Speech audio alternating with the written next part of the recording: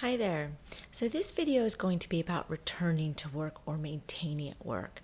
And I really hope that this video helps you to have some open conversations with your employer and occupational health about how to approach this, as I think that there's some really important associations with work, like sense of identity and financial stability, but I also know that work can be really energy using.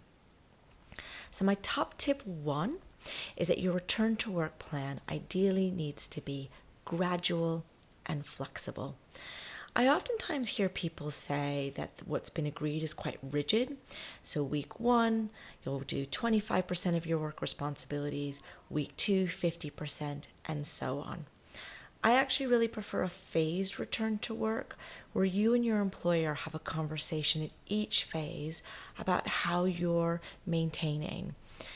Sometimes you need to make some adjustments in that phase or have a bit longer to consolidate before moving on. And this allows you to have a bit more flexibility to determine whether or not you're ready for the next phase or you need to make some adjustments first.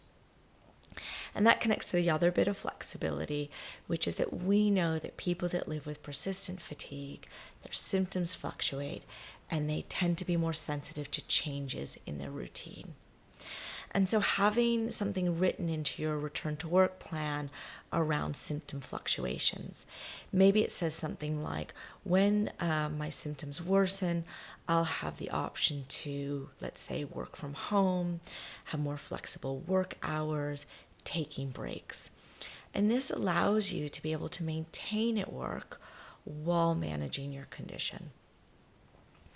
So my top tip two is when you're trying to figure out which work tasks to start with, I think it can be really helpful to brainstorm all your work responsibilities.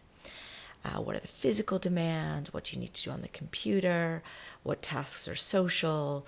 What are things that you can do by yourself? And having a bit of a think about which are the ones you feel more and less confident to engage in. And I recommend starting with the ones that you feel more confident in. And the reason I recommend that is you ideally want to get some wins under your belt. You want to build up some work endurance because that's a much more solid foundation on which to then build upon. And then my top tip three is that you ideally want work to fit in the greater context of the rest of your routine, all the things you need and you want to do. I oftentimes hear people say, I just want to rest at the end of my work week because I'm so tired. Or at the end of my work day, I'm so fatigued that I just don't have the energy to have a meal with my family or my friend. And so what my hope is that when you're evaluating how you're maintaining at work, you consider that in the greater context of all the things that you need and you want to do. So I'm really hoping that this video gives you some strategies to help you to figure out a return to work plan that will enable you to maintain at work while managing and participating in all the other valued activities in your routine.